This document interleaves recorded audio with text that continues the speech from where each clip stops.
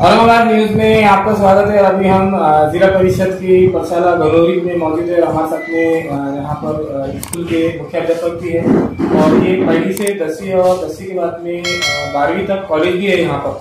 तो सर से पूरी जानकारी प्राप्त करते हैं और दर्शकों की मालूमात में इजाफा करते। सर, हमारे चैनल में आपका स्वागत है। सबसे पहले तो ये बताइए सर कि आपके स्कूल में माध्यम कौन सा है और जो कॉलेज है तो कॉलेज में आर्ट्स, साइंस, कॉमर्स कौन सी फैकल्टी है उस बारे में? हमारा ये जो तो जिला परिषद का स्कूल है, ये पूरा इलाकों का सबसे पुराना स्कूल है ये। और ये स्कूल जो है तो हमारे स्कूल में 5वीं से लेके 12वीं तक की क्लासेस है। बिल्डिंग के लिहाज से देखा जाए तो यहाँ पे 32 जो तो क्लासरूम्स है और 14 टुकड़ियाँ है। इसमें सेमी इंग्लिश का भी हम पढ़ाते हैं और 11वीं 12वीं के लिए हम आर्ट्स का सेक्शन जो है तो देते हैं।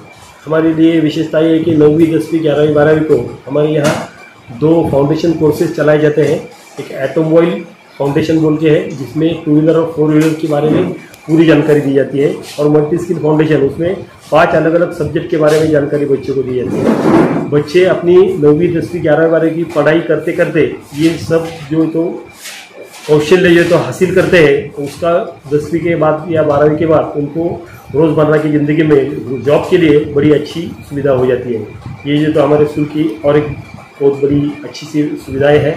और यहाँ पे उसके लिए 2 वर्कशॉप भी अलग अलग से है, और बाकी जो बच्चे के पर्सनैलिटी डेवलपमेंट के हिसाब से जो करना चाहिए वो सब पूरी तरह से करने का हम हमारे दिल से हम पूरे स्टाफ हमारा पूरे दिलो जान से ये कोशिश करता है। हमारे स्कूल में तकरीबन 620 के लगभग पूरी जो है तो बच्चे यहाँ पे पढ़ रहे हैं। उसमें लड़कियों की तादाद जो है तो बच्चों से ज़्यादा है, और लड़कियों को पढ़ने में सुविधा हो जाए इसलिए हम थोड़ी सी अलग तरह से कोशिश हमारी यहाँ की जाती है। यहाँ पे हमारे खगोल शास्त्र जो एस्ट्रोनॉमी लैब है, APJ Abdul Kalam science and technology innovation centre है, नावीन्यपूर्ण विज्ञान केंद्र है, रेगुलर जो है तो प्रयोगशाला है। और हम जो है तो सब्जेक्ट वाइज प्रयोगशाला कल के मतलब जैसी साइंस की प्रयोगशाला होती है वैसी मैथ्स की भी अलग से लैब हमारे तरफ है, सोशल साइंस की लैब है, लैंग्वेज की लैब भी हम बनाने जा रहे हैं। वेस्ट से लेके बेस्ट करने का एक नया तरीका खोजने की कोशिश में हम सब है। और इस तरह से पूरी सांस्कृतिक कार्यक्रम, वाद्य स्पर्धा, एजुकेशन कॉम्पिटिशन, उसकी तरह से हम बच्चों को पूरी तरह से तालीम देने की कोशिश करते हैं। सर, ये गनौरी जो है एक बहुत ही पुराना गांव है और यहाँ पर ज़्यादातर खेती बाड़ी के लोग काम करने वाले हैं। तो जो बच्चे शिक्षण से वंचित है और जो पढ़ाई के लिए आते नहीं, तो आपके पास में ऐसी कोई सुविधा है कि आप उनको जाकर मतलब यहाँ एडमिशन वगैरह लेने के लिए प्रेरित करें? तो यहाँ पे ये खास बात जो है जैसे आपने कहा, ये बात सही है कि पुराना गांव है, एक धार्मिक अधिष्ठान जो है तो रहने वाला गांव है।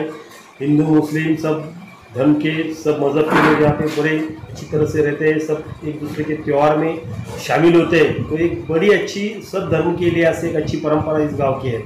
तो इस लिहाज से, और गांव जो है तो पूरे डोंगर में बसा हुआ है, तो हमारे यहाँ पे आने वाले बच्चे जो है तो दूर से आते हैं।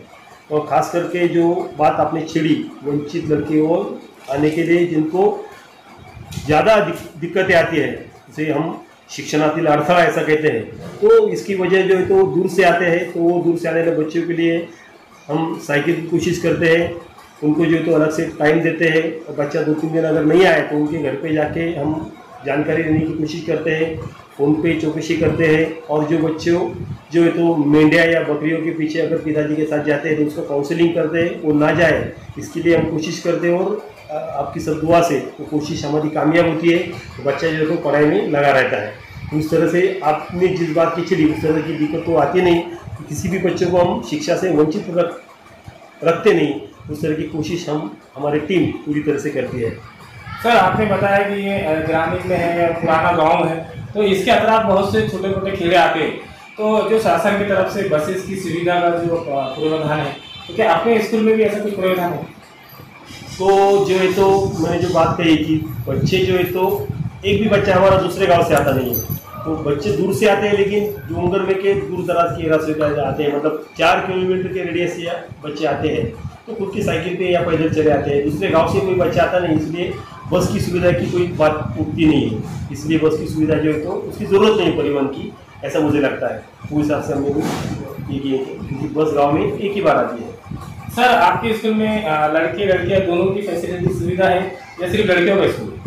ये दोनों का को एजुकेशन है, लड़के और लड़कियां दोनों भी पढ़ती है और खासतौर से लड़कियों को पढ़े इसलिए हम 11-12 को हमारी ज़्यादा लड़कियों की तादाद होती है। लड़कियों के लिए जो है उन दिनों में जो उनको सहायता करनी चाहिए उसके लिए सैनिटरी नैपकिन पैड, उसका वेंडिंग मशीन, इंसिनेटर हमारे ग्राम पंचायत ने हमको मुहैया किया है। और बाकी पैड का जो तो रेगुलर पुरवठा होता है। तो बच्चियाँ जो है तो किसी भी कारण बच्चियाँ खासतौर पर लड़कियाँ जो घर पे ना रहे इसकी हम पूरी दिल से कोशिश करते हैं। सर जिला परिषद और दूसरे शाला स्कूलों में भी तंत्र ज्ञान शिक्षण भी दिया जाता था, आपके स्कूल में तंत्र ज्ञान शिक्षण की कैसी सुविधा है? तो टेक्नोलॉजिकली स्कूल बहुत अच्छी तरह से करता है। जो मैंने कहा कि एस्ट्रोनॉमी लैब है जो तो एकदम बेहतरीन लैब है जहाँ से हम पूरे आकाश में का दर्शन कर सकते हैं और पूरे ग्रह को सारा। और हमारा जो APJ Abdul Kalam science and technology innovation centre है वहाँ पर खास तरह के सेंसर के द्वारा हम बच्चों को कोडिंग करके कुछ प्रयोग बनाते हैं। और ये सब कोशिश का नतीजा है कि हमारे स्कूल जो है तो विज्ञान प्रदर्शन, विज्ञान मेला इनमें अच्छा नंबर हासिल करके तालुके फर्स्ट आती है। ज़िले में भी हमारा नंबर आया है, हम स्टेट में भी रिप्रेजेंट किया है। तो बच्चे जो है अच्छे से मॉडल बनाते हैं। अलग से रोबोटिक्स लैब है और खासतौर पे जो 3D प्रिंटिंग टेक्नोलॉजी है जो शायद बहुत कम लोगों ने सुना या देखा है, वो 3D प्रिंटर भी हमारी तरफ है। उस पर कोडिंग करके बच्चों कुछ खास वस्तुएँ भी बनाते हैं। सर आपके पास स्कूल में सांस्कृतिक कार्यक्रम कौन कौन से होते हैं और आपका नाम और स्कूल का नाम बताइए? जिला परिषद पाठशाला गनौरी ये हमारा स्कूल का नाम है। तो ये स्कूल में जो है तो सब तरह के सांस्कृतिक कार्यक्रम होते हैं। शनिवार यहाँ का जो शनिचर है वो बाजार डे होता है। बाजार डे की वजह से यहाँ पे बच्चों की तादाद कम होती थी। इस समस्या को हम सब टीचर ने मिलकर बैठ के सोचने के बाद हम हर हफ्ते एक प्रकट मुलाकात का व्यक्तित्वाची ऐसा बोल के कोई गेस्ट को बुलाते हैं और गेस्ट को प्रोफाइल बच्चों को बताते हैं शुक्रवार को। तो बच्चे जो तो खुद जो सवाल करते हैं उनसे और एक मुलाकात का सिलसिला ऐसा चालू रहता है। आज तक हमारे बच्चों ने 49 मुलाकातें जो तो की है। वो यूट्यूब चैनल पे भी है हमारे स्कूल के। तो